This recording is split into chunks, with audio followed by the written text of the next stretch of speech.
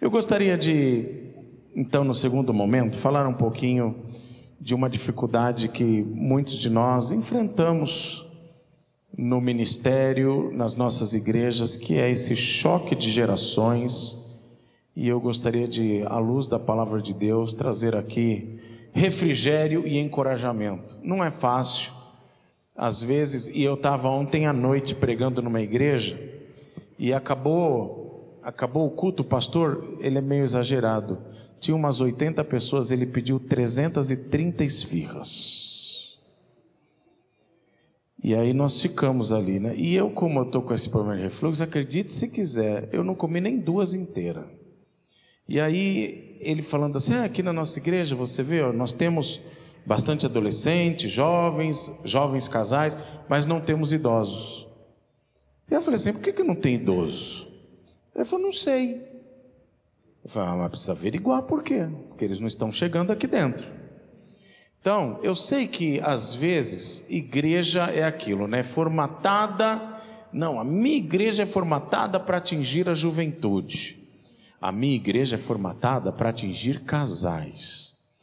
Eu vou desconstruir isso. A igreja de Jesus Cristo tem que ser igreja para todos. Para crianças, que são o presente da igreja e não o futuro, para adolescentes, para jovens, adultos e idosos, pobres e ricos. A minha igreja é uma igreja de rico.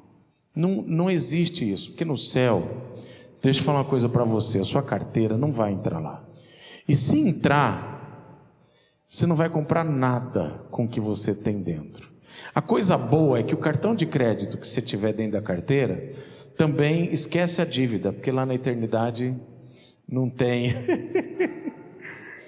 Não vai comprar tudo que você quer hoje e orar para Deus voltar amanhã, para você não pagar a fatura de cartão, porque o mês que vem Deus não voltou, e aí você vai ter que pagar essa fatura.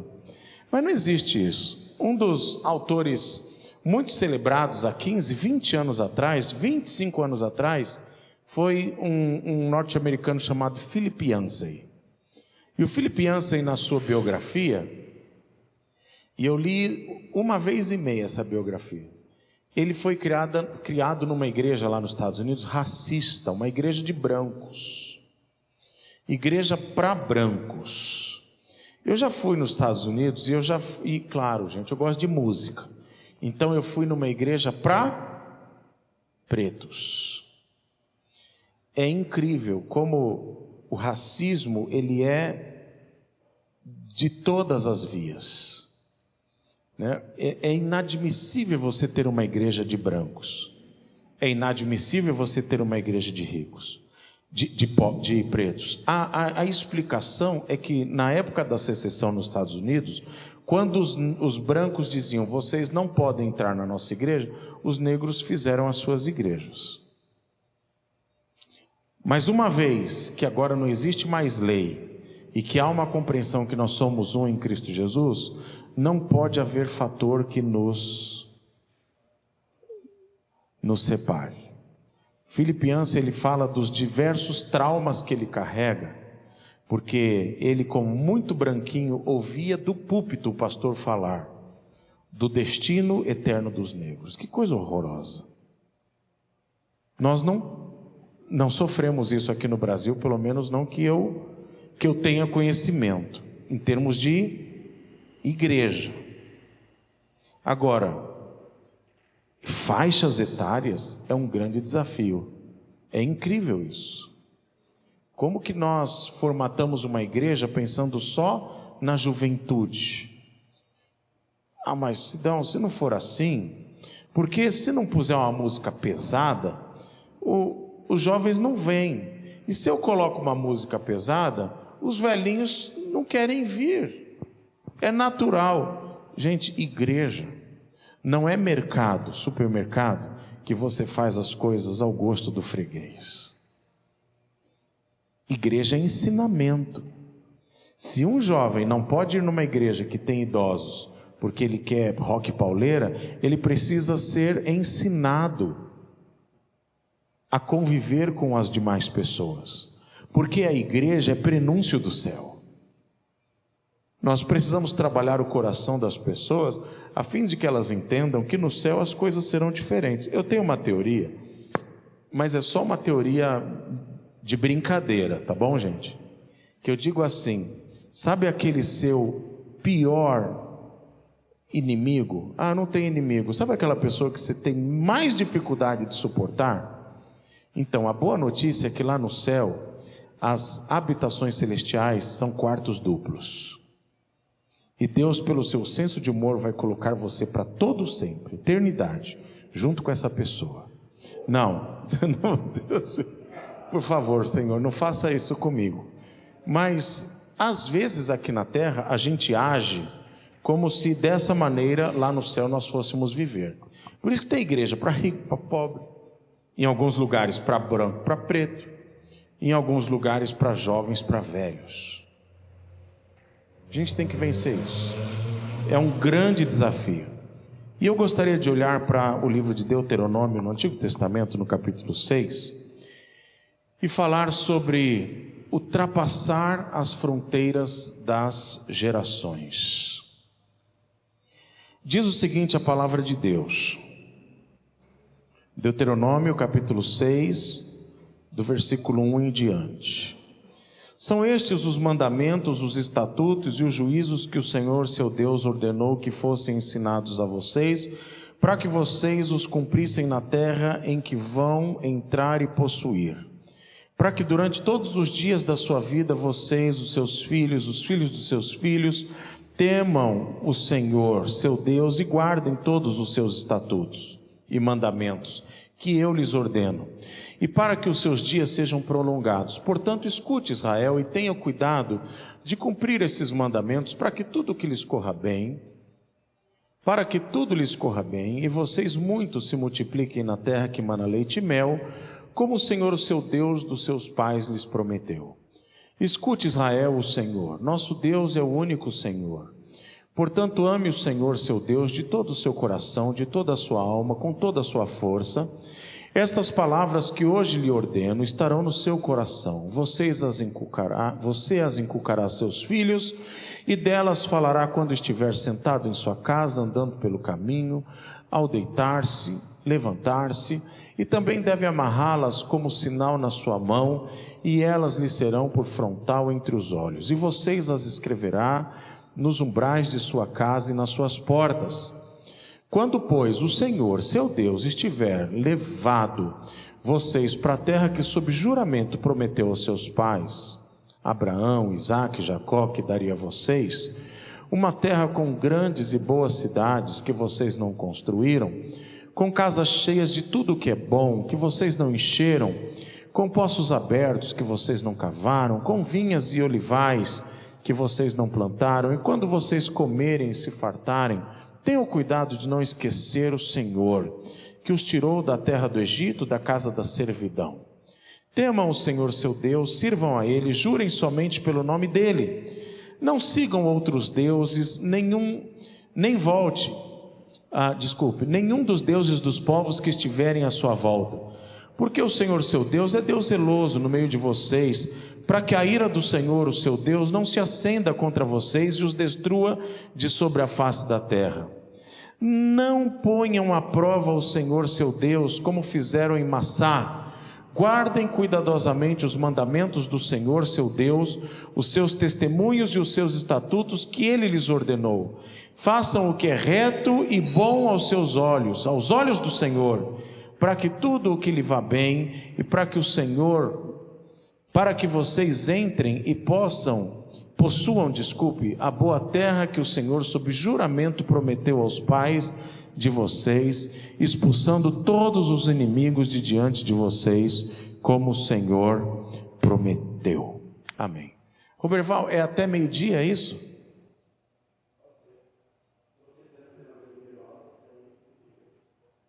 Tá bom, encerra meio-dia. Tá bom. Não, eu não quero me tornar exaustivo a vocês. Eu só estou tentando me encaixar aqui como que eu vou falar. Então, gente, eu queria primeiro trabalhar aí o que faz a cabeça da humanidade. Mas vamos reduzir um pouco essa humanidade a nós. Ali tem uma parte de um símbolo. Alguém consegue identificar que símbolo é aquele? É só uma parte dele. Não? Pode falar. Gente, é o símbolo da Rede Globo. Ele está mudando de posição ali, ó. Quando entra o telejornal, essas coisas, o símbolo ele muda um pouquinho, né? Então é esse o símbolo. Não identificaram? Não, vocês estão bem, vocês são mais crentes do que todos os demais que nem sabem. Eu vou até conferir. Vocês nem sabem que esse é o símbolo da Rede Globo. Porque o símbolo da Rede Globo, ele é dinâmico. Quando ele vai entrando no ar, ele vai mudando a forma até o cone ficar de frente. Aqui ele está de baixo, entendeu? Eu quis fazer uma pegadinha, né, para ver os globais. Mas assim, eu sempre digo o seguinte: quando a gente fala de amor, o mundo confunde paixão. De onde surgiu isso? Hollywood. Hollywood, lá a empresa de cinema dos Estados Unidos, né, a terra do cinema, eles vendem essa ideia. Para eles o amor é como se fosse prato e copo descartável.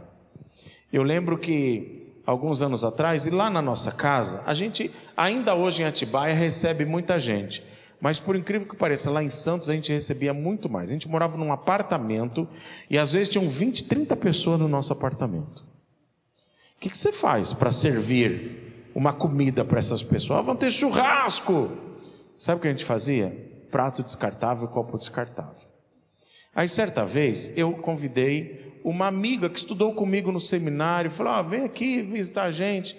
E aí a Marci preparou uns pratinhos de salgadinho e refrigerante, e eu coloquei um copo plástico. E o marido dela, que nunca tinha me visto na vida, mais gordo, mais magro, ele falou assim: eu não bebo nada em copos descartáveis. Eu fiquei assim: Senhor, que seja a última vez que esse homem venha na minha casa, porque em casa você convida muita gente, quando eles vão embora a louça é sua, então a louça é minha no caso, não quero. Mas assim, o que Hollywood planta, por exemplo, em relação a casamento, em relação a relacionamento homem-mulher, é como se fosse um prato e um copo descartável. Aí a gente vem para o nosso país, né, Brasil, onde, não estou fazendo campanha publicitária contra a Globo, não, porque eu não sei se existe canal pior ou melhor.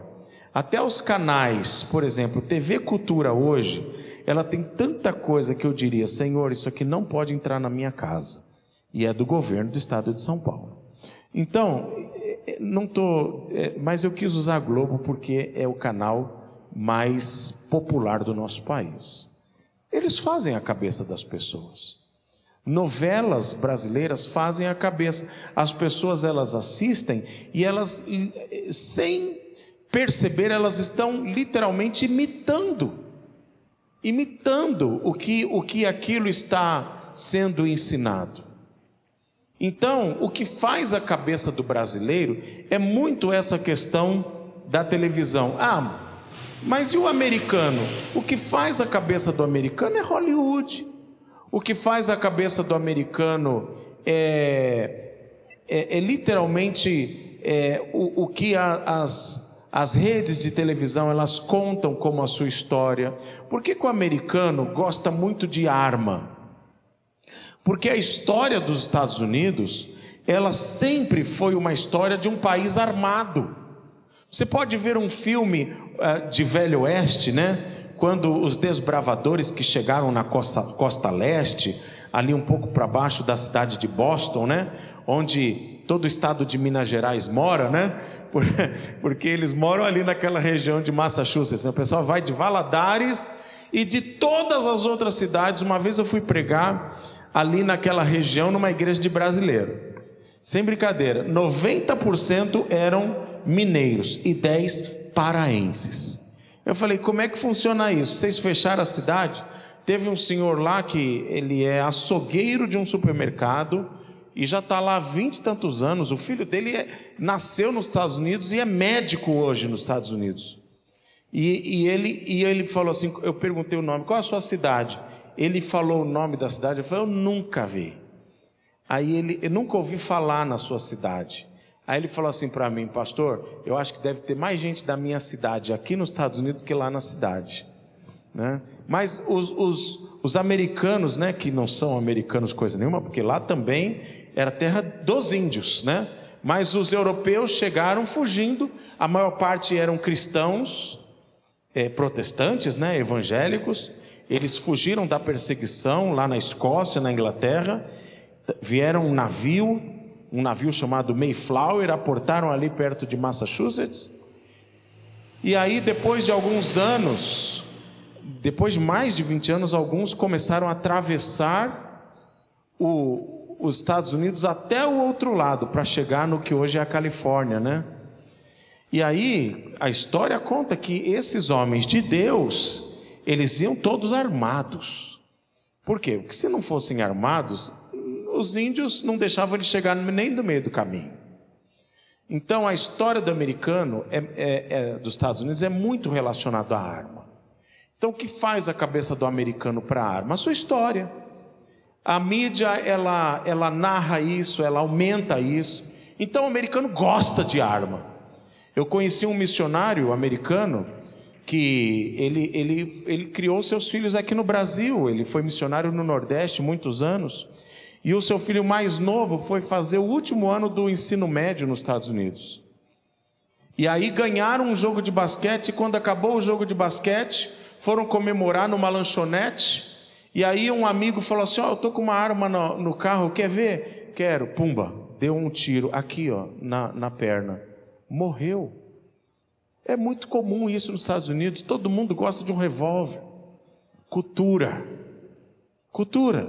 Então, a mesma coisa no Brasil. O que faz a cabeça? Por que e você pergunta no exterior, né? O que eles conhecem do Brasil? Pelé, carnaval, mulher nua. E não é incomum o estrangeiro chegar aqui no Brasil e achar que ele vai encontrar na rua só mulher nua. Assim como uma vez eu recebi um americano lá em Santos, e ele falou assim, eu estou frustrado porque eu achei que ia haver macacos na rua. Porque a ideia que se passa lá é que tem macaco andando de galho em galho, fio em fio por todos os lugares.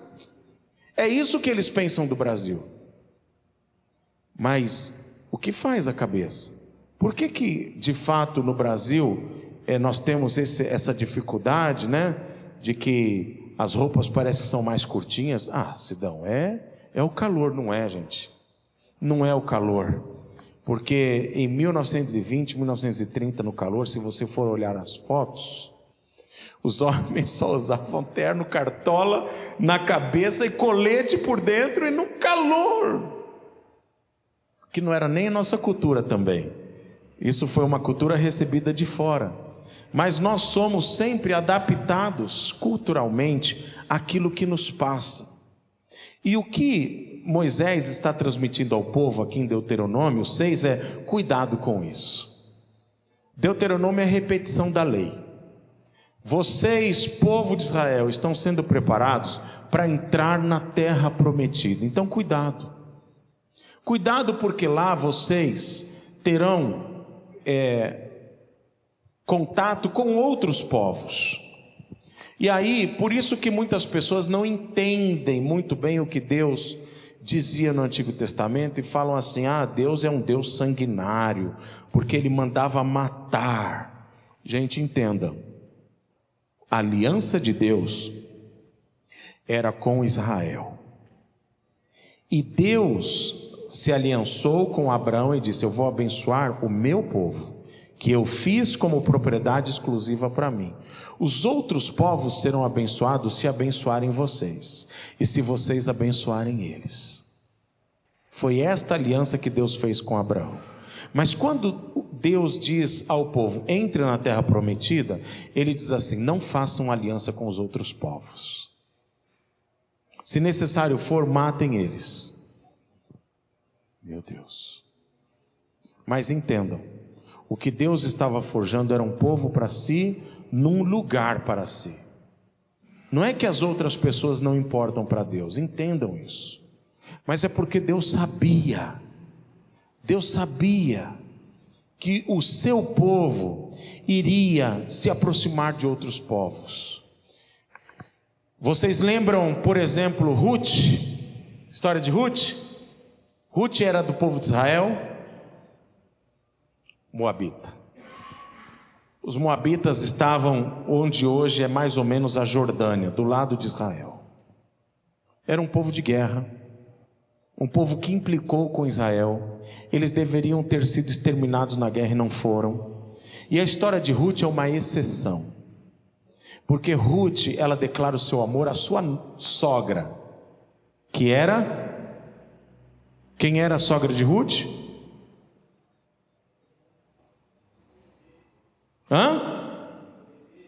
Noemi. E ela diz assim: o seu Deus será o meu Deus, e onde você for, eu também irei, e onde você pousar a sua cabeça, eu também vou repousar. E ela vai junto com Noemi de volta para a terra de Noemi, porque Noemi havia perdido seu esposo e os seus filhos.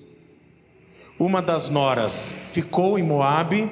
Noemi voltou com Ruth, e Boaz, que era um primo de terceiro grau, de segundo grau, ele faz o que a lei de Moisés determina. Ele casa com Ruth para resgatá-la, resgatar a linhagem do seu esposo.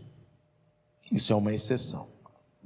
Vocês conhecem bem o homem mais sábio de toda a terra, descrito nas Escrituras. Qual é o nome dele? Salomão. Deus diz a ele: o que você quiser, você me peça. Não foi assim? O que ele pediu a Deus? Sabedoria. Esse homem foi o homem mais sábio do mundo. Se você ler o livro de Eclesiastes, você vai perceber quantas coisas boas ele fez. Mas ele não fez só coisas boas. Quantas mulheres ele tinha?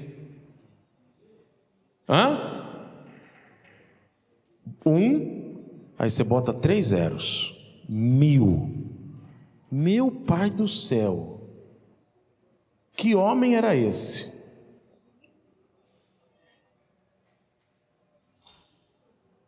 Isso não é sabedoria. Sabe o que isso traz como dificuldade?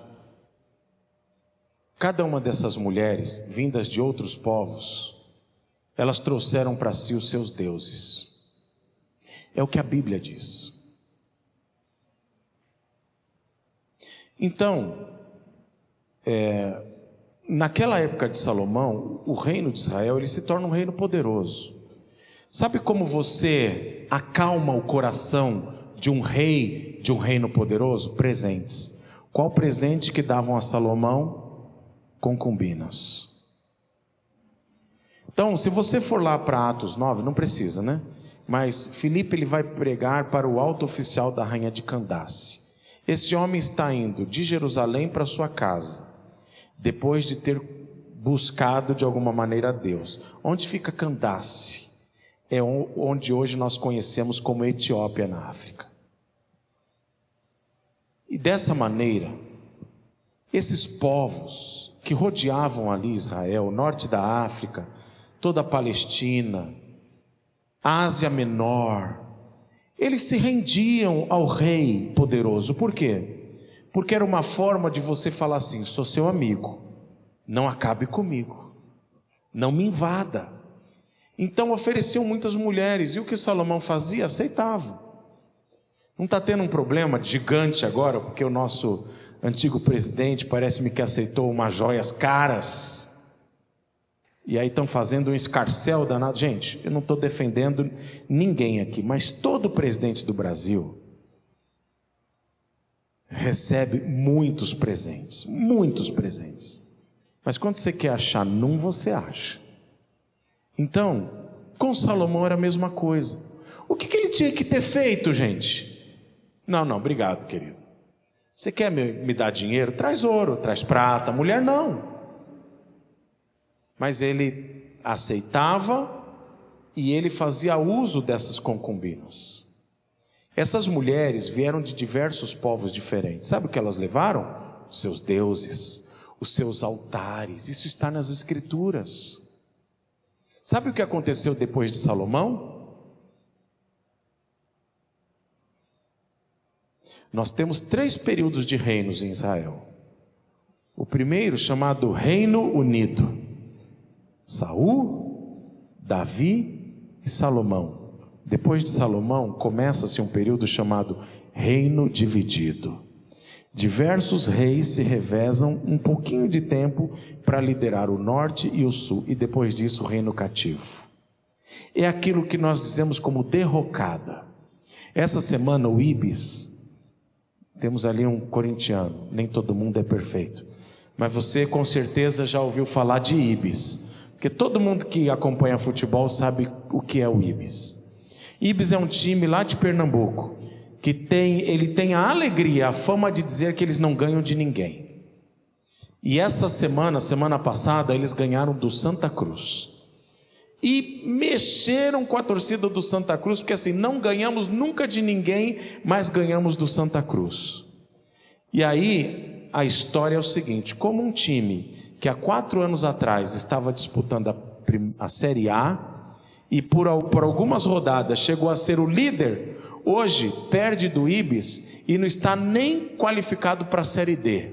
Como que ele cai numa derrocada dessa? Salomão fez isso com o povo de Israel. De reino temido por aceitar mulheres de deuses estranhas e por aceitar também os deuses dessas mulheres e os altares dessas mulheres, ele parte de um reino unido para um reino dividido, para um reino que foi levado para o cativeiro. Então, queridos, o que nós precisamos fazer? Moisés, aqui em Deuteronômio 6, ele diz: a estratégia é ensinar os filhos. Os filhos precisam ser bem ensinados. E aí eu quero trazer essa aplicação para a igreja de Jesus Cristo. A igreja de Jesus Cristo, ela precisa ser bem ensinada, ela precisa ser bem instruída. E o segredo, que está no slide seguinte, é que nós temos um valor maior que precisa ser ensinado, que é o temor ao Senhor. Os primeiros 6 versículos deste texto que eu li em Deuteronômio 6, eles falam sobre o temor ao Senhor e a maneira como nós devemos ensinar. E aí o texto diz assim: você precisa ensinar a criança, você vai caminhar com ela, você vai sentar com ela, você vai encucar ela. Sabe o que significa encucar, gente? Porque o texto fala encucar. Sabe o que significa encucar? Não façam isso literalmente. É abrir a cabeça da criança e pôr dentro. Então tu as ensinarás andando pelo caminho, assentado sobre a mesa, nas portas. Por isso que o judeu, em toda a porta, se você for ver algum filme, ele tem lá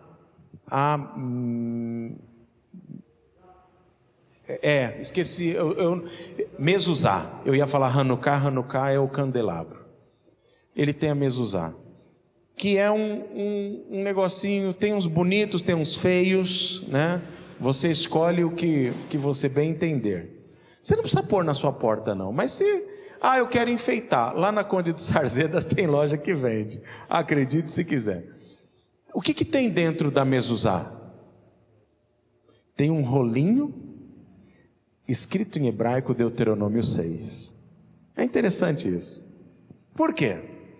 A ideia de você ensinar o seu filho, a sua família, o caminho do Senhor. Isso é notório na vida de um judeu. Recentemente eu e minha esposa assistimos uma série da Netflix chamada Shitzel. Se você quer assistir alguma coisa assim, que você vai aprender alguma coisa, assiste essa série. Acho que são 3 temporadas. Shitzel, Shitzel, alguma coisa assim. Não tem nenhuma cena imprópria para crentes. Isso já é ótimo e é incomum, porque é uma série judaica.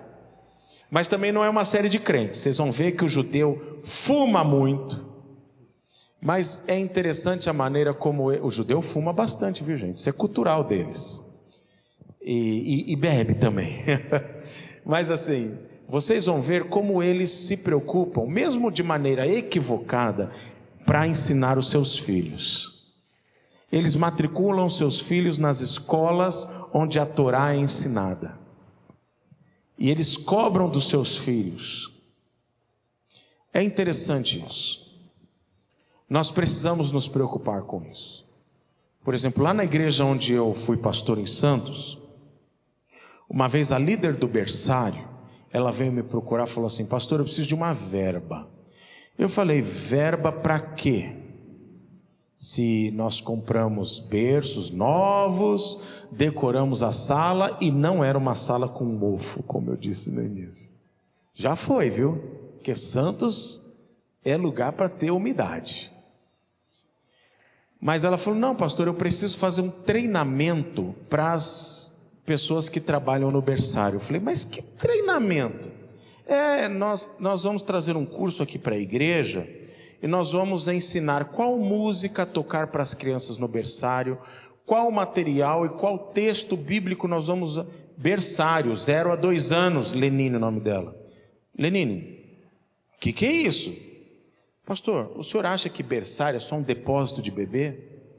As crianças estão ali olhando naqueles... Como que é o nome daquelas coisas que a gente pendura no bebê? No berço? Mobile. O senhor acha que é só pendurar um mobile ali para a criança ficar quieta enquanto a mãe está no culto? Não. A gente precisa escolher as músicas que as crianças vão ouvir, músicas cristãs. E eu parei para pensar, a criança ela está ali, mas a gente está ensinando numa linguagem adequada o evangelho para aquelas crianças desde cedo.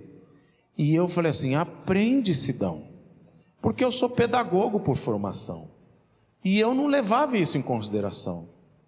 E tinha uma irmã lá na igreja preocupada com essas crianças, mas não só essas crianças, preocupada com as outras crianças da igreja. A igreja ainda tem uma ONG lá que atende mais de 300, chegamos a atender 380 crianças por dia, no contraturno, metade de manhã, metade à tarde. Com as que chegavam de manhã, tomavam café, tinham a devocional, porque diz que ONG não pode pregar o evangelho, é mentira.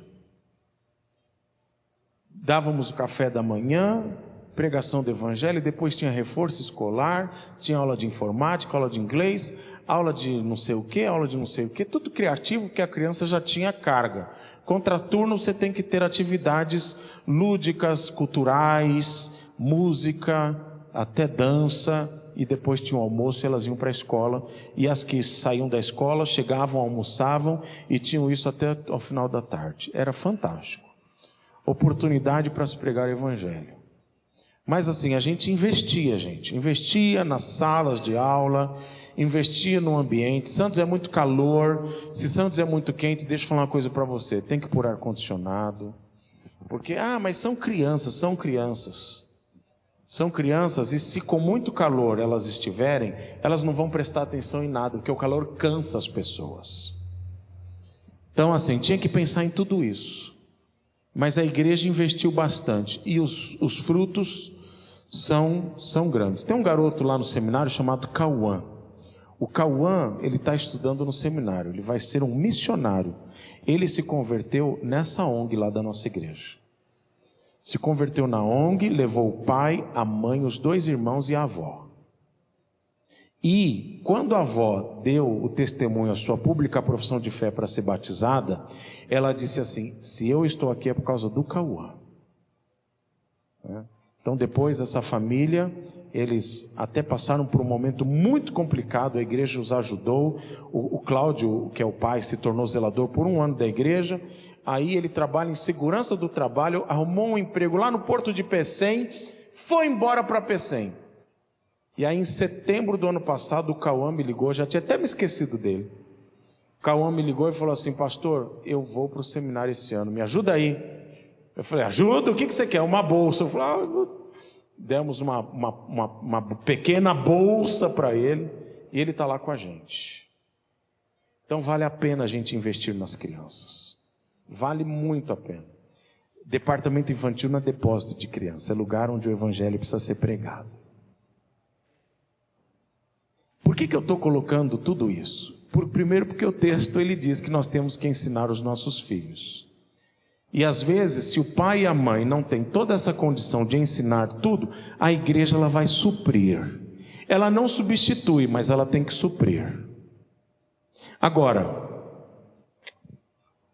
o que isso tem a ver com esse choque de gerações?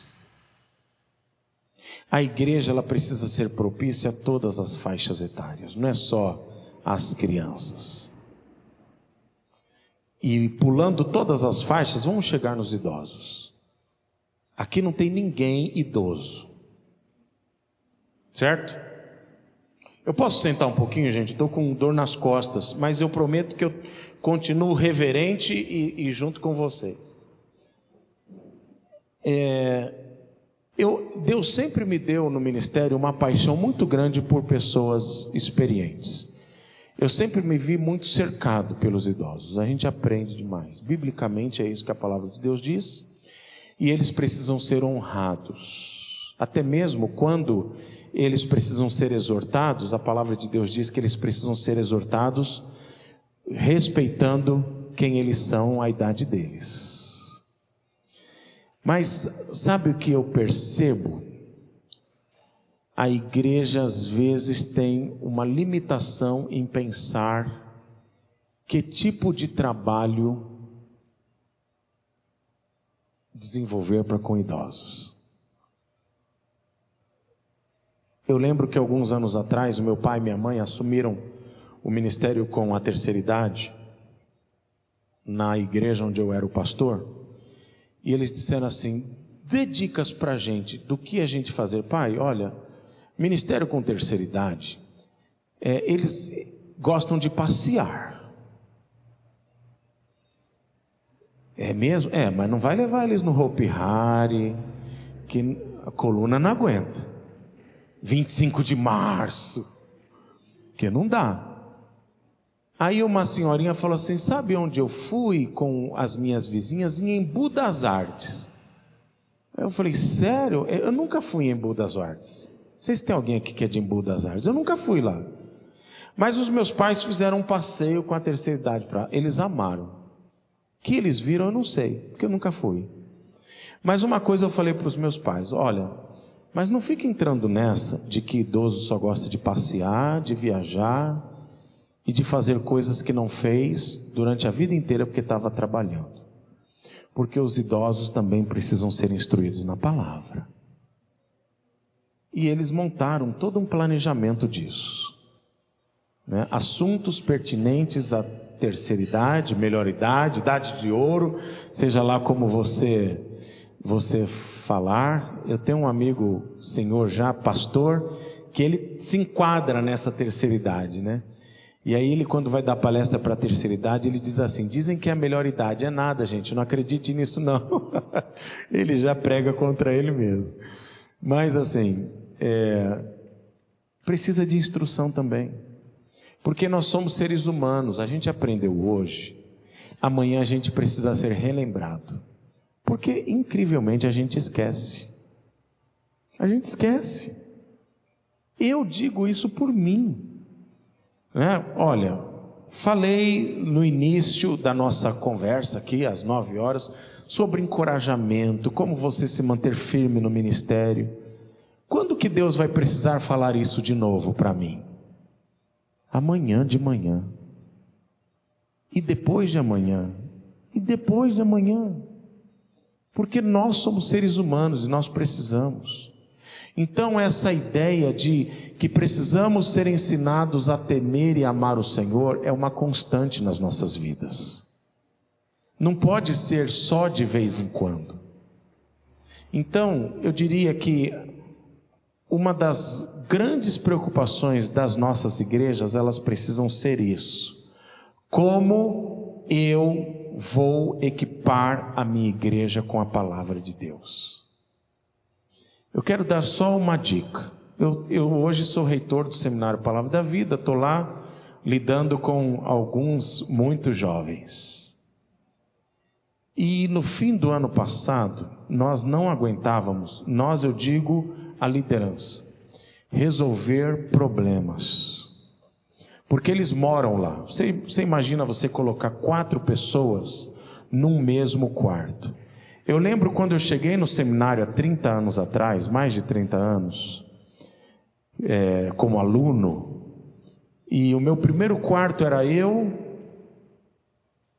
tinha um irmão de Belém do Pará, tinha um angolano, que há 30 anos atrás ele havia saído do exército, ele era sargento do exército da Angola. Angola estava deixando de se tornar um país comunista, imaginem a cabeça dele, e o líder do quarto, a gente chamava de pai de quarto, era um rapazinho muito delicado, lá de Curitiba.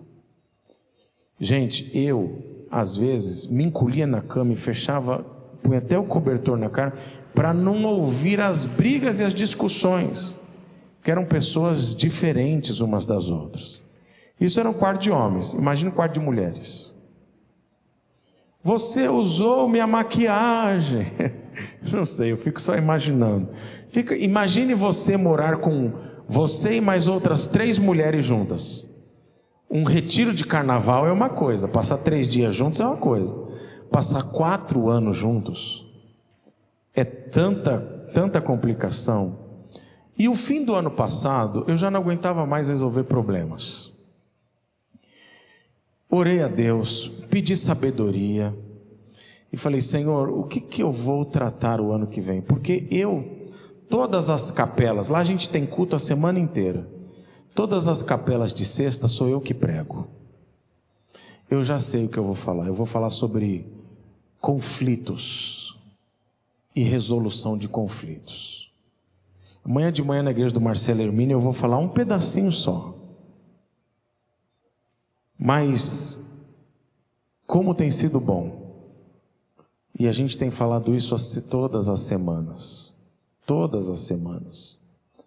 porque o que a gente mais percebe, que os nossos maiores problemas não são com o nosso colega de quarto.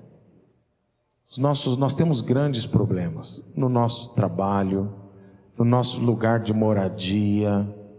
Eu me lembro quando eu era adolescente, nós mudamos de Santos para Valinhos, nós fomos morar numa casa cujo dono morava na casa do fundo.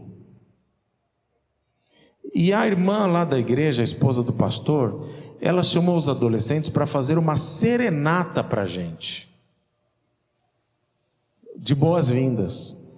E isso era há 40 anos atrás ou mais, Valinhos era uma cidade de italianos católicos, muito católicos. O dono da casa, que morava lá nos fundos, saiu com um pedaço de pau gigante, bêbado, dizendo que ia matar todo mundo se não parasse de cantar. E quando o povo da igreja saiu correndo, ele olhou para mim, para minha irmã e para os meus pais e disse assim: aqui eu não quero ninguém fazendo culto. A gente tem conflito em todos os lugares. Então o que eu resolvi fazer? Eu resolvi atacar o problema lá no seminário. E gente, como tem sido bom ouvir palavras do tipo: olha, eu estava com dificuldade com fulano, eu fui lá e fiz o que a palavra de Deus manda. Qual é a grande novidade nisso? Instrução na palavra de Deus. Todas as gerações precisam. Por onde nós começamos? Nós começamos ensinando essas pessoas a temer ao Senhor e a amar. Amar, eu sei que a definição não é tão difícil, porque lá em Mateus capítulo 22, a palavra de Deus, ela nos ensina a amar, não é verdade? Ame ao seu Deus sobre todas as coisas, com todo o seu entendimento, alma, fôlego. De semelhante modo, ame ao seu próximo como a ti mesmo. A teoria a gente sabe. A prática, amar ao próximo como eu amo a mim mesmo, que é um grande desafio. Mas é bíblico e é um mandamento. Não é uma sugestão. E entendam uma coisa sobre amor: amor é decisão. Não é um raio que vai cair na minha cabeça, pufã, agora eu estou bom, estou amando as pessoas. Não, eu decido amar, inclusive aquelas pessoas que são difíceis. Decisão. Agora, temer ao Senhor. O que é temer ao Senhor segundo as Escrituras? É uma pergunta que eu estou fazendo para vocês. O que é temer a Deus?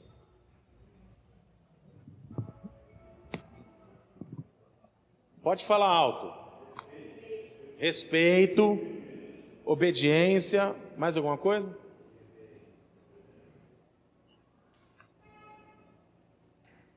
Reverência. A única coisa que a gente tem que escapar é a ideia de que temer é ter medo. Porque se eu tiver respeito, reverência, o que mais que foi falado? Obediência, eu não preciso ter medo. Até porque é bíblico a ideia de que você tem medo daquilo que você tem alguma culpa sobre, né? Como Davi, por exemplo. Adão. Adão, onde você está? Adão, eu estou aqui, Senhor, escondido. Escondido, Adão? Sim. Eu fiz o que o Senhor disse para não fazer e tive medo. Percebem? Mas a ideia de temer a Deus é você conhecê-lo todos os dias, mais e mais, de tal maneira que você se torna íntimo de Deus. Gente, se tornar íntimo de Deus, deixa eu falar uma coisa para vocês. Não é bater nas costas de Deus, Deus é meu amigão. Isso é uma ideia equivocada sobre a amizade com Deus.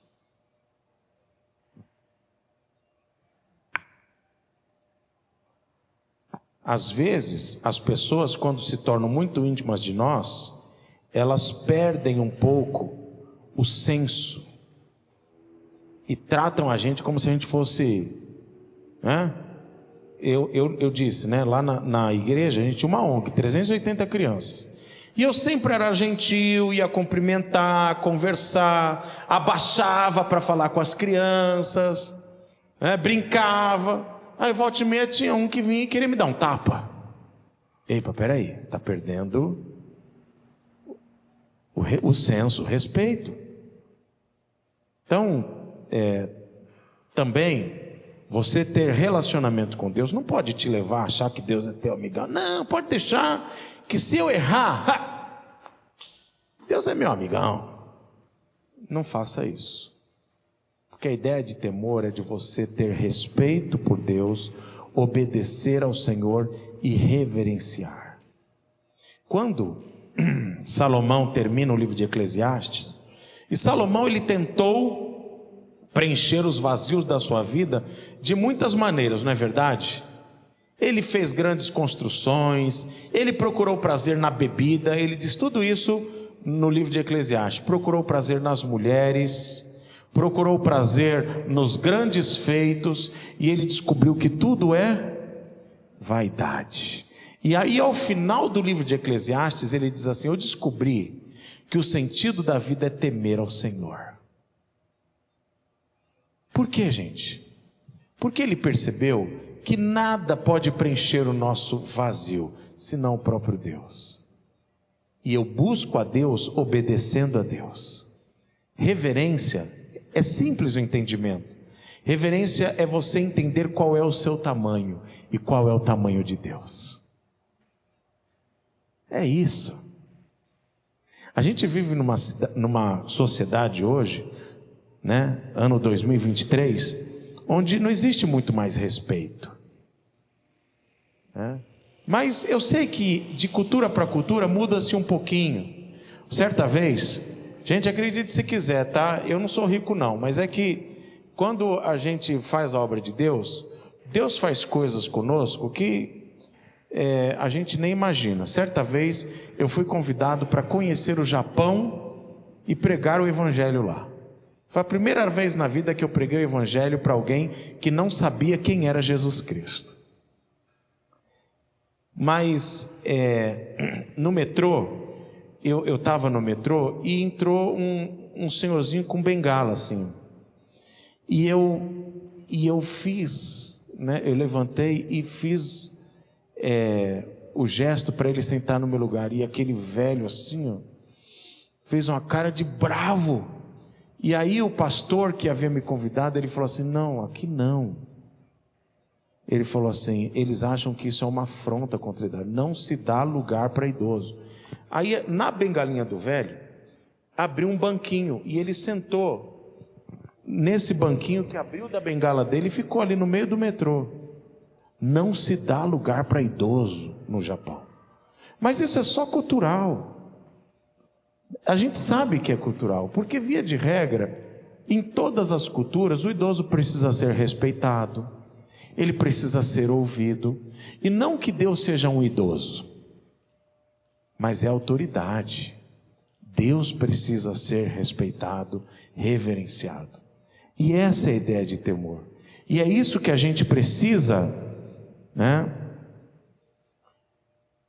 aprender. Aí eu quero passar para o próximo slide.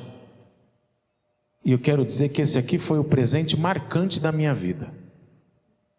Foi o presente mais legal que eu ganhei quando eu era criança. O que é isso aí, gente? Velotrol. Olha, vocês nem sabem o que é Velotrol. Vocês perderam a melhor época da humanidade, né? O meu sonho era ter um Velotrol. Como que isso fazia todo sentido para mim? Eu saía pedalando isso. Eu não sei se eu me sentia um motoqueiro, ou se o vento batia na minha cara e dava aquele ar de liberdade. Gente, isso mudou a minha vida, né? Por que eu estou mostrando isso para vocês? Porque a gente envelhece. Se eu desse um Velotrol para um dos meus filhos, eles iam me xingar. Eles queriam um jogo de videogame que eu nem tive na minha infância. O tempo passa, mas algumas coisas precisam ser preservadas. E o que precisa ser preservado? Essa transmissão da palavra de Deus. E aí eu vou voltar lá para o início. Como que a gente vai ter uma igreja só com jovens? Ou como a gente vai ter uma igreja só com idosos? Ou como a gente vai ter uma igreja que não trabalha com crianças? Não. Aqui, eu faço parte hoje de uma igreja, eu não sou o pastor dela, eu sou membro da primeira igreja batista de Atibaia, lá de Atibaia. É uma igreja muito grande. Esses domingos atrás eu cheguei no culto, e um dos pastores da igreja, que tem muitos, ele foi lá para frente e falou que eles estavam revendo essa questão do departamento infantil, qual é a idade que uma criança tem que estar no culto, qual a idade que não tem. Eu falei: Senhor do céu, me livra desses problemas que eu já tive muitas vezes. Porque às vezes a gente tem aquela ideia assim: uma criança precisa estar no culto para aprender o que ela vai ser quando crescer. Para mim é um equívoco. Uma criança precisa aprender muito bem o evangelho na sua linguagem, para que quando ela chegar na fase, por exemplo, de ser líder, ela esteja totalmente preparada para ser. As preocupações nossas precisam ser outras. Mas eu diria que a gente, como igreja, patina muito nisso. Igreja para gente velha, igreja para gente jovem. Eu me lembro que certa vez, lá em Minas Gerais, eu estava de passagem, a família da minha esposa mora no estado do Rio de Janeiro, e eu tinha que ir para Goiás, onde eu ia pregar. E eu fui de carro, eu gosto muito de dirigir. E aí eu parei no meio do caminho, lá no Nada, em Minas Gerais. E aí eu entrei numa igreja, porque era domingo, e eu falei assim, vou participar do culto nesta igreja. E aí, a igreja era uma igreja assim, composta por pessoas maduras. E acabou o culto, a gente foi lá, sabe, né? Tem a cantina, né? É bom, é gostoso, fomos para a cantina. O pastor se apresentou e daqui a pouco eu comecei a ouvir uma barulheira. Puf, puf, puf, puf. Aí eu falei assim, pastor, o que é isso? Aí ele falou assim, é que agora está começando o culto dos jovens. Então a igreja tem 2 cultos, para os velhos e para os jovens. Quais são os prejuízos disso? Deuteronômio 6 nunca vai ser bem ensinado, porque não tem trânsito entre as gerações. E isso precisa acontecer na igreja. O trânsito entre as gerações é muito, mas muito importante. Bom, ainda sobre o que nós precisamos ensinar nas igrejas: temor e amor, respeitar, reverenciar e amar a Deus no sentido de adorá-lo. É isso que eu preciso fazer. Mas, Sidão, como que eu faço isso num culto público, tendo crianças, jovens, adolescentes, adultos e idosos? Espera aí, eu estou resumindo o meu culto ao tipo de música que eu estou cantando? Se é isso, está errado. Ou então, eu diria que os problemas maiores não são esses. Vocês já viram um pastor pregar e você anotar um monte de palavras desconhecidas, porque o pastor ele é tão eloquente que ele fala palavras que ninguém entende? Ora, que ele vá falar isso lá na universidade, porque a igreja é lugar das pessoas entenderem o que os outros estão falando. Já me acusaram de ser uma pessoa muito simples no falar. Para mim é só elogio. Eu quero ser entendido. E eu preciso ser entendido por todas as gerações, porque todas as gerações precisam entender esse sentido de que, acima de todas as coisas, nós precisamos temer ao Senhor e amar ao Senhor. Você, quando estiver dando uma aula de escola dominical, você tem que ter a preocupação de que todos entendam o que é temor e o que é amor, independente da idade e da escolaridade. Independente de tudo isso. E se você quer servir a Deus melhor, tem bons exercícios. Quer um deles? Vá numa viagem missionária. Mas lá para o sertão. Quem aqui saiu do sertão? 1, 2, 3. Não, só 3 disseram que saíram. Os outros se esconderam. 4. Não era diferente o jeito de se comunicar? Não era diferente o jeito de falar?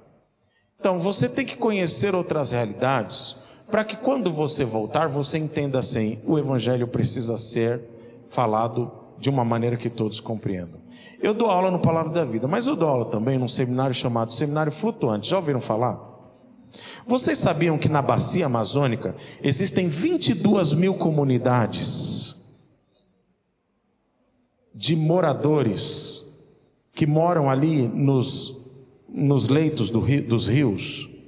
22 mil comunidades, algumas com 200 pessoas, outras com 2 mil pessoas.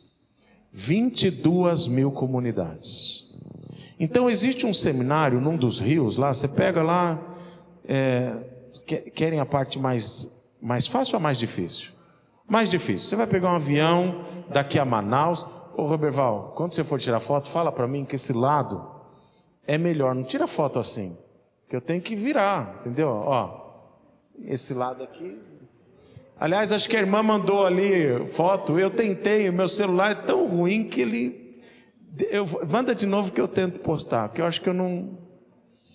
Mas você pega um avião aqui em São Paulo, 4 horas de avião até Manaus. Já foram a Manaus?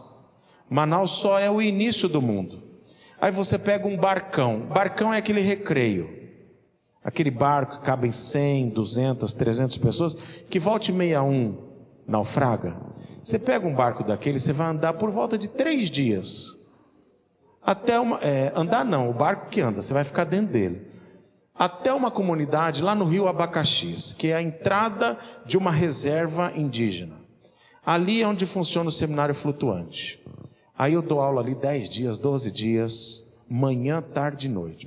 Como que começa a aula? O sol apareceu, já é manhã para eles. O sol foi embora, está começando a noite. Aí acende a luz, agora tem luz elétrica, acredite se quiser. Né? Não tinha, agora tem. E aí, gente, você vai para aquele lugar e você tem que entrar na linguagem daquelas pessoas. Vou dizer a penúltima vez que eu fui lá, penúltima vez.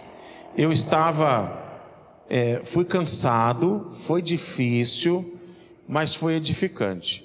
Eu até tinha dito assim, vai ser a última vez que eu vou, porque você é muita distância, eu que pago a minha passagem, é muita distância e é muito esforço, é muito quente. É quente, gente, é muito mosquito. Eles têm uns mosquitos com nome diferente. Um mosquito grandão assim, quando você sente que ele te picou, já era. Você vai bater, fica um rastro de sangue na sua perna inteira. É uns negócio maluco.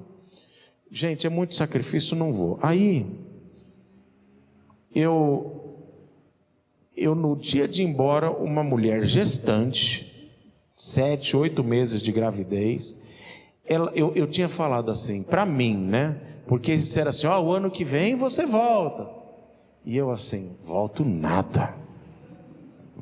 Aí, essa gestante veio para mim e falou assim, pastor, eu quero agradecer porque o senhor veio. Foi muito edificante.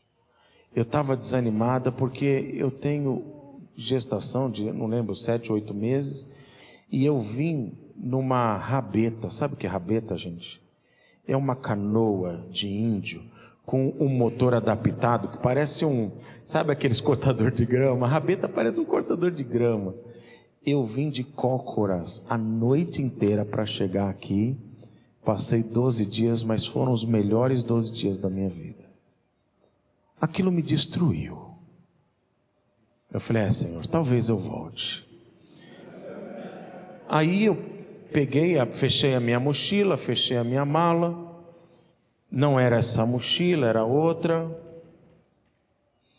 E vim-me embora. Cheguei em São Paulo, peguei o ônibus direto no aeroporto, cheguei em Santos. A minha esposa me pegou lá e eu falei assim, eu quero passar na igreja. Aí passei na igreja. Aí cheguei em casa, eu falei, agora eu quero almoçar fora, porque eu passei, gente, você sabe o que é você comer aqueles peixes nobres? E eu não gosto de peixe, eu sou um santista frajuto, eu não gosto de peixe, mas aqueles peixes nobres bem feitos são deliciosos, mas quando eles são mal feitos, são horrorosos. E o indivíduo que cozinhava para a gente, ele ia no rio, enchia a panelona com água de rio, botava aquele peixe assim cortado, cabeça, rabo, tudo cortado, botava uns negócios dentro, cebola inteira, tomate inteiro, sal, colocava no fogão e estava pronto. Coisa horrorosa. 12 dias comendo mal, eu falei, Marcia, eu quero comer uma massa. Eu gosto muito de macarrão. É macarrão hoje, Roberval? Puxa, eu gosto muito de macarrão. Eu falei, eu quero comer um macarrão, Marcinho. Tá bom, eu faço em casa. Não vou aguentar, tem que ser naquele restaurante. Fomos no restaurante. Aí depois, eu falei assim, eu quero um café, porque eu tomo muito café. Tem que ser lá no Café Floresta, na Praça da Independência, lá em Santos, que era o lugar onde eu tomava café toda segunda-feira, que é meu dia de folga. Eu quero café. E quando eu cheguei em casa, Eu abri o porta-malas, a minha mala estava. Cadê minha mochila? Num desses lugares que eu parei, não sei se foi igreja, o lugar que eu comi o macarrão, ou o lugar que eu comi o café, alguém abriu o porta-malas e roubou minha mochila. Tinha o meu notebook que era caro. Eu durmo com aquele aparelho CPAP de respirar, estava tudo dentro. Perdi tudo. Em 5 minutos eu esqueci todos os testemunhos daquela mulher gestante, esqueci tudo. Uma raiva. Eu peguei o carro, porque eu achei assim, eu vou achar essa mochila. E eu fui procurando, e aí eu falei, vou para a delegacia. Eu não sei o que eu achava, que 12 viaturas iam sair atrás de mim procurando minha mochila, eu não sei aonde. E eu cheguei lá, o escrivão lá falou assim, querido, esquece isso. Ele falou assim, será que no seu computador não tem um localizador? Eu falei, acho que tem, porque tem a conta, né, da Microsoft, do Google. E aí eu liguei para um amigo da igreja, ele correu, me ajudou, falou assim, ó, seu computador já está lá na comunidade dos pescadores em Cubatão. Eu falei, bom, lá eu não posso entrar. Já era, fiquei muito chateado. Gente, até o meu sermão, era domingo, eu ia pregar à noite, estava lá dentro do computador. E aí eu fui para a igreja com tanta raiva. E aí a primeira música do louvor foi sobre servir ao Senhor com alegria. E gente, ali no primeiro banco, eu chorava. Fico até um pouco emocionado com isso. Mas eu chorava tanto que chegou a hora da mensagem, eu não consegui pregar. E eu só pedi perdão a Deus, porque eu falei assim, Senhor, eu tenho que pedir perdão a Ti, porque eu tive uma semana que eu não merecia. E não foi só pelo testemunho daquela irmã, não. Foi porque eu fui usado por Deus numa cultura diferente, de pessoas que mal conseguem entender a língua portuguesa, que é a língua que nós falamos. Por isso que eu estou dizendo para vocês que um bom exercício de vocês entenderem como eu vou atingir as outras gerações que não são as minhas, é ir numa viagem missionária.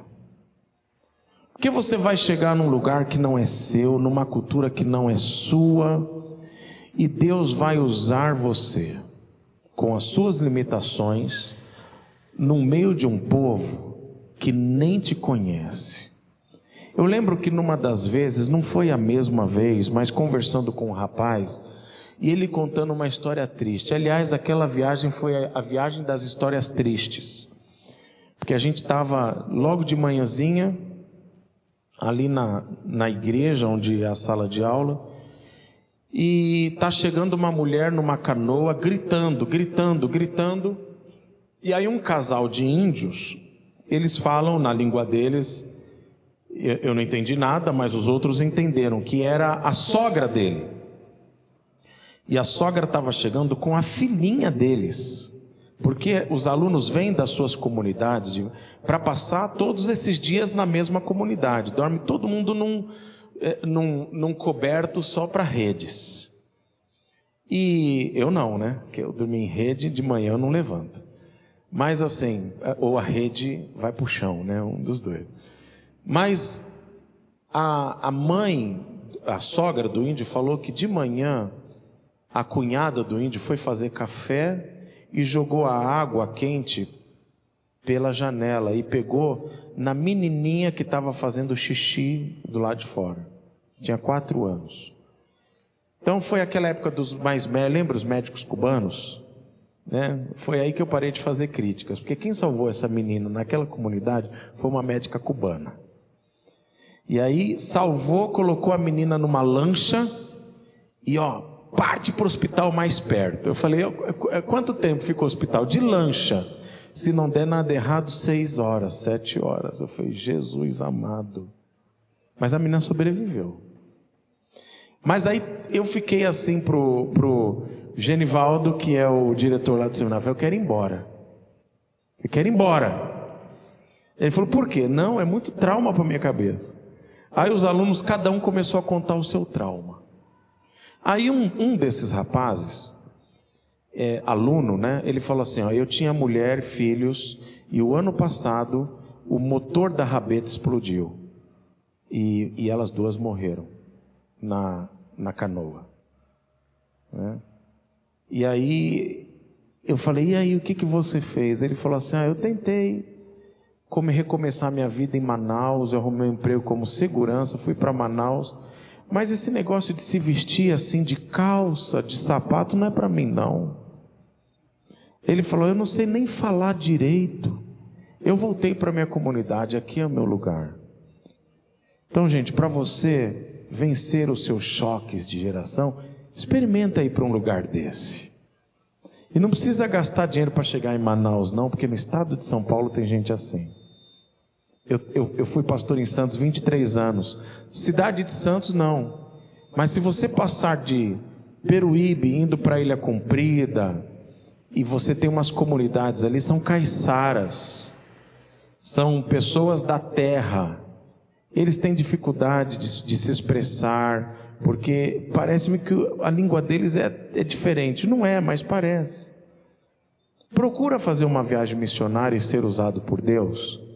E aí quando você voltar, você vai entender que a igreja de Jesus é a mesma para todos. E o evangelho que você prega precisa ser pregado da mesma maneira aqui e lá nos confins da terra.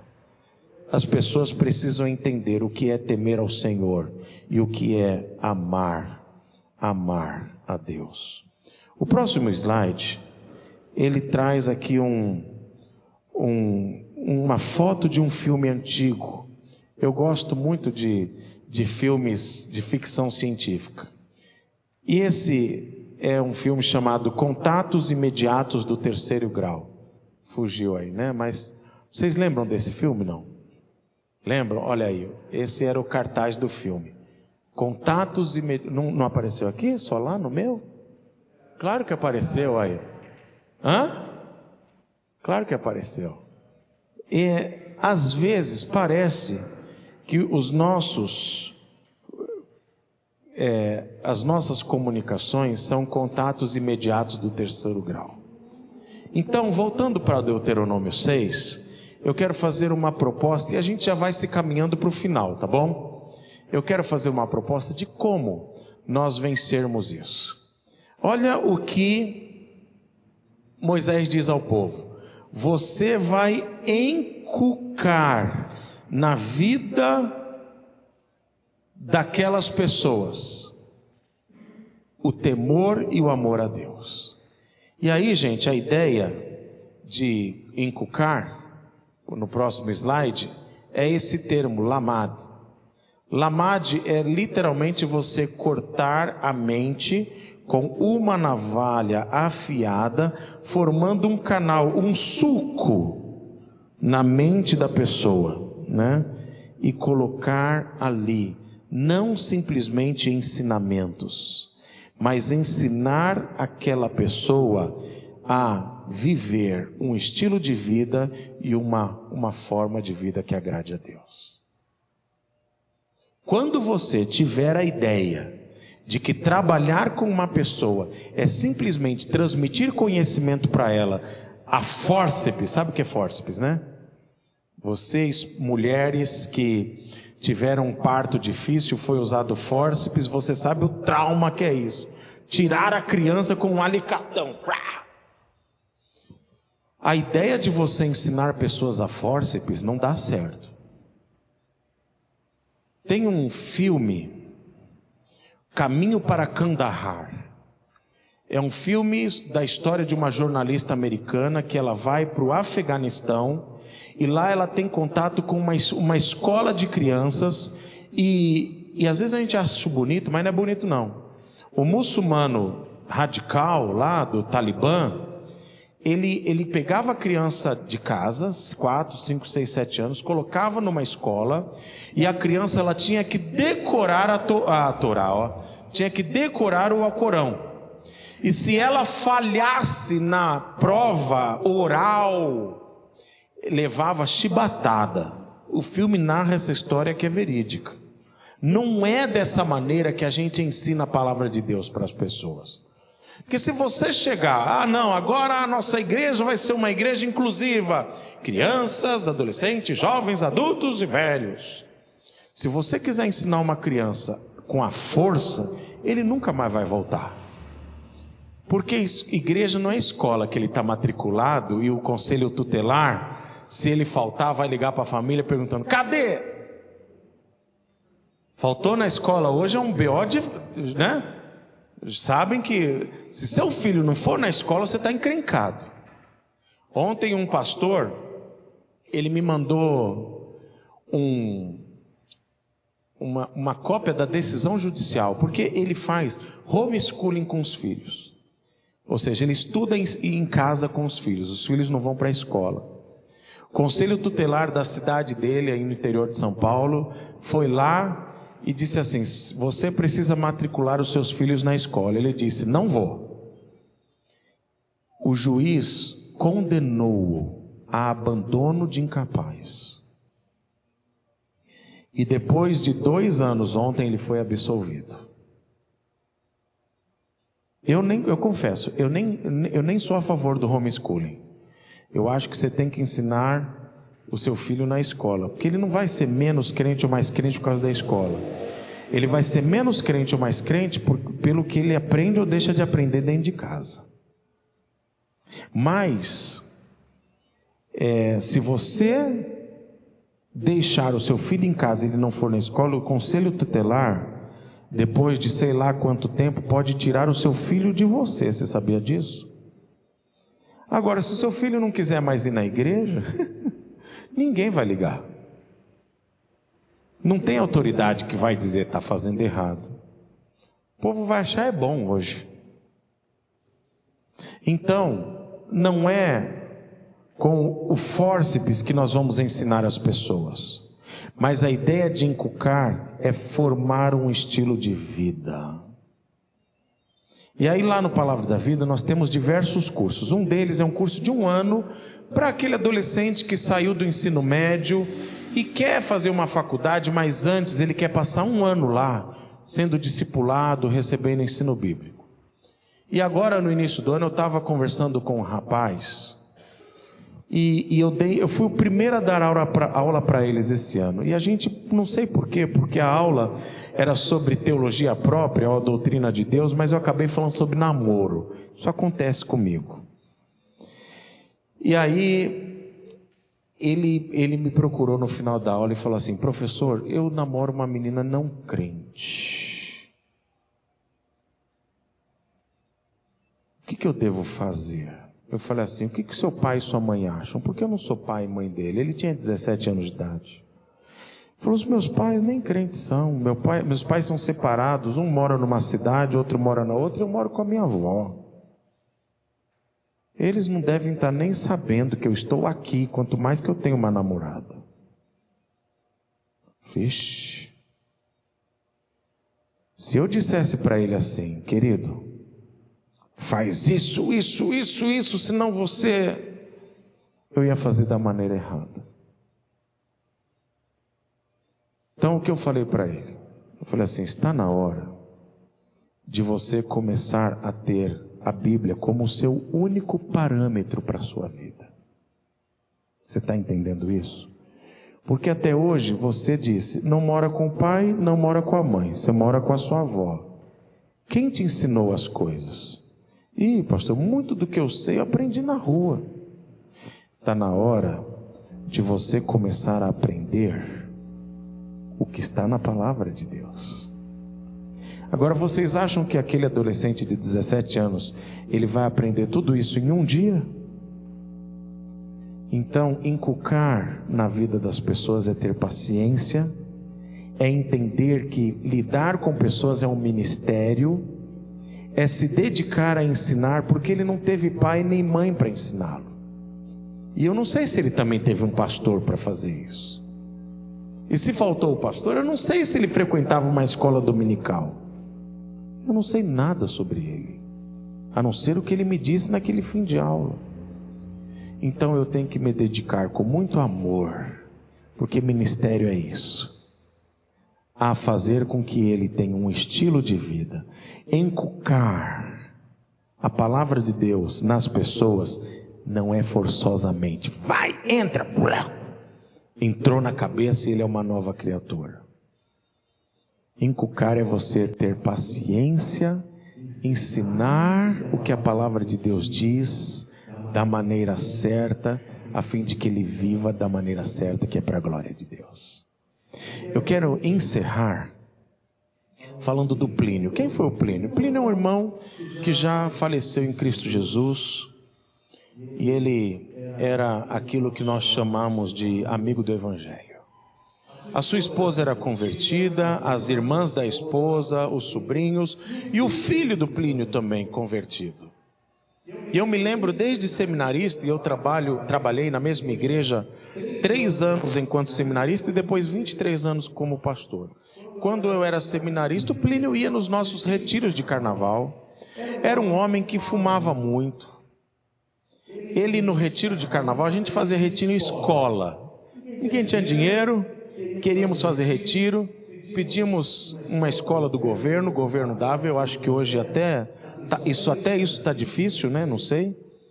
Mas nós íamos lá para aquelas praias do litoral, fazíamos retiro lá, levávamos colchão, comida, geladeira, ia tudo dentro do ônibus, até mesa de ping-pong ia no corredor.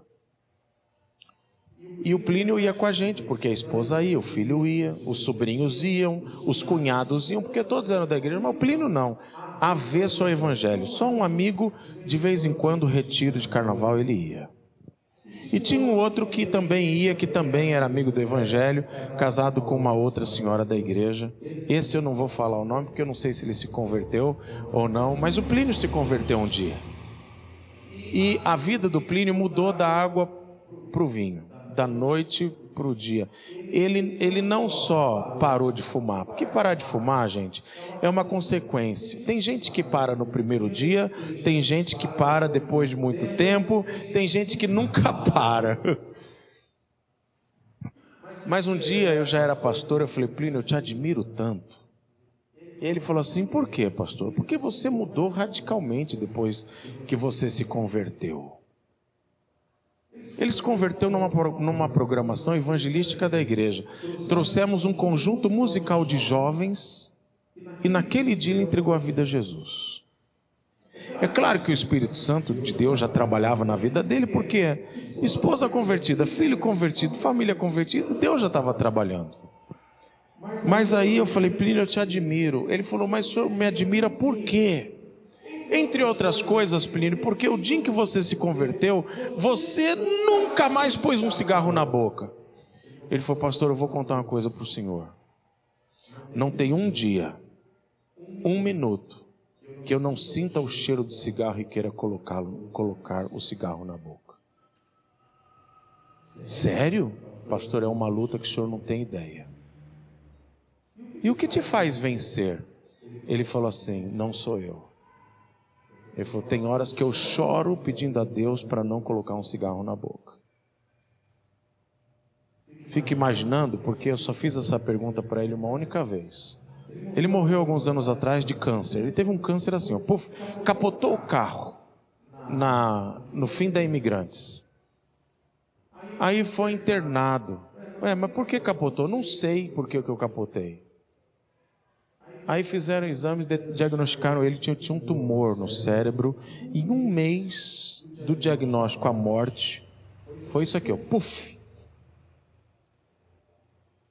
Mas foi alguém que teve uma conversão genuína, não porque parou de fumar simplesmente, por muitas outras coisas. Foi um indivíduo que trabalhou para Deus. Ele gostava muito de artes. Ele era um senhorzão já, barba branca. Ele falou assim: eu vou fazer um grupo de teatro na igreja. Porque o grupo de jovens que veio cantar na igreja, o dia que ele se converteu, apresentaram uma peça evangelística e músicas. Ele quis fazer um grupo de peça teatral na igreja. E ele era o próprio diretor. E ele encenava. Toda cena que tinha um diabo, ele era o diabo. Sei lá. vai ver que ele se achava feio, né? Ou bonito, não sei. Mas interessante ver a mudança de vida no Plínio. Como que se deu, gente? Mudança de vida. Qual é a nossa missão? É fazer com que as pessoas a cada dia experimentem mudança de vida na sua vida, independente das faixas etárias. Acredite, essa confiança, essa convivência entre crianças, adultos e idosos, ela só beneficia. Você vê um idoso, você está ensinando, você está sendo ensinado. Você vê uma criança, Jesus Cristo mais de uma vez usou as crianças para ensinar aos seus discípulos. É dessa maneira que nós precisamos entender. A que nome nós damos isso? Igreja de Jesus Cristo. Igreja é um lugar para todas as pessoas que estão desejosas de se tornarem fiéis discípulos de Jesus Cristo. Amém? Quero orar por vocês. Depois nós vamos comer macarrão. Santo Deus, damos graças a Ti pelo privilégio de sermos a Igreja de Jesus. Ó Deus, o Senhor nos comprou pelo sangue precioso de Jesus, para que nós pudéssemos todos, ó Deus, ter esta grande alegria de pertencermos ao Teu corpo, e pertencendo ao Teu corpo, sermos, ó Pai, instrumentos de bênção na vida uns dos outros. A Tua palavra nos ensina isto, lá no livro de Efésios, quando fala da unidade. Nós somos diferentes, mas o objetivo é que por intermédio daquilo que nós somos, sejamos bênção na vida dos demais. Que nós aprendamos isto, de uma vez por todas, e que possamos dar a devida importância, Deus, a todas as faixas etárias indistintamente. Todos são preciosos para o Senhor e precisam do Senhor. Ensina-nos, ó Deus, e tire de nós toda forma de preconceito. Em nome de Jesus. Amém.